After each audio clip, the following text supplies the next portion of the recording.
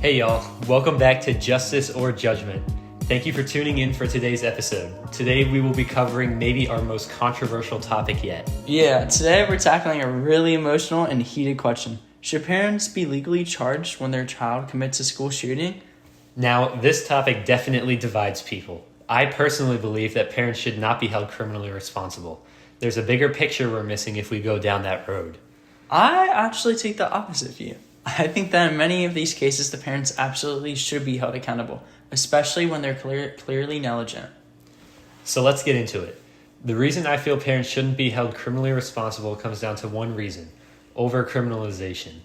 We already live in a country with one of the highest incarceration rates in the world, and adding more people to that system without addressing the root cause doesn't solve anything.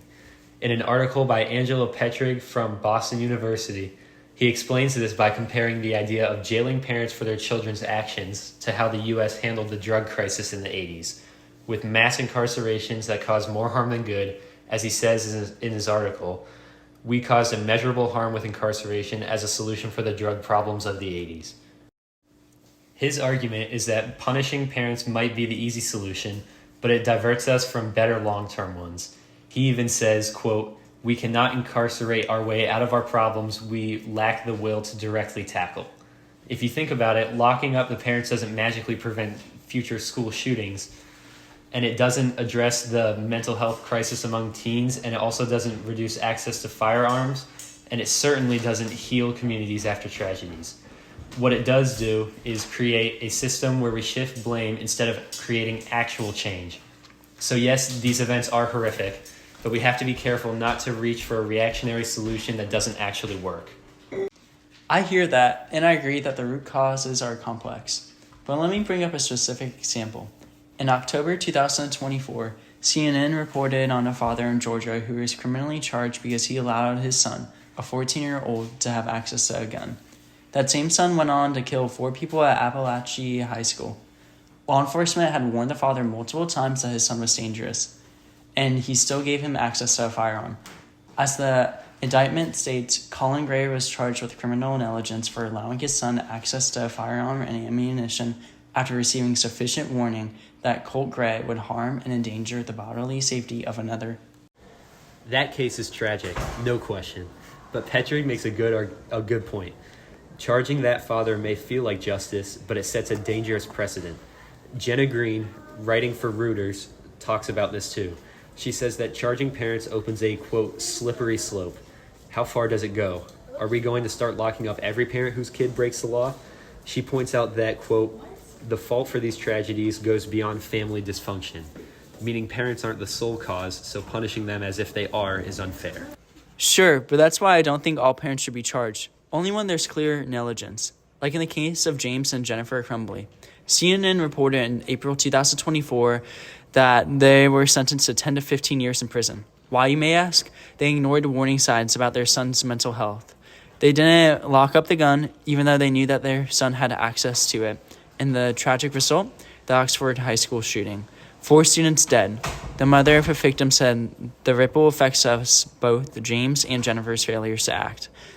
This has devastated us all." That case made headlines because it was the first time in U.S. history that parents were criminally charged for their child's school shooting. But let's think about what that means. Green's article points out that if this becomes the norm, we risk punishing parents not based on what they did, but on what their child did. That's not justice, that's guilt by association. But the Crumbleys weren't punished just because of their son's actions. They were punished for their inaction. The evidence showed they knew their son was a danger. He was drawing violent images in class and showing signs of distress. The school even called them the morning of the shooting. Instead of taking him home or getting him help, they left him there with a gun in his backpack. As Judge Cheryl Matthews said during sentencing, quote, "These convictions confirm repeated acts or lacks of acts that could have halted an oncoming runaway train." She also emphasized that the decision should serve as a deterrent to help stop school shootings in the future. That's horrifying. And yes, they made terrible choices. But Petrig argues that instead of focusing on individual blame, we should focus on systemic solutions. Things like better gun control laws, more access to mental health resources, and safer school environments. I'm not against the systematic fixes. We absolutely need them. But we also need to recognize that parenting matters. When a parent has clear warnings and still gives their child access to a deadly weapon, that's not just bad parenting, that's criminal negligence. Okay, but then how do we draw the line? Is it just when there's a warning? Is it when a gun is left unlocked? What if a parent has no idea their kid was planning something? It's not always black and white. I agree with you. It's not black and white. But in the case of the Georgia shooting and the Crumblies, it's definitely not gray either. There were repeated red flags, repeated opportunities to intervene, and the parents didn't at all. So maybe we can agree on this. There should be a very high standard of proof for charging parents. It can't just be, your kid did something bad, now you go to jail. It has to be clear that the parent actively enabled or ignored serious risks. I can agree with that. It's not about blaming every parent. It's about holding people accountable when their actions or lack of actions directly contribute to the tragedy. All right, y'all. This was a tough one, but an important one. Thanks for hearing both sides and thinking critically with us. We'd love to hear your thoughts too. Should parents be charged in school shootings? Let us know on the socials. Be sure to follow, subscribe, and share this episode if it got you thinking. Until next time, stay informed and stay safe and stay kind.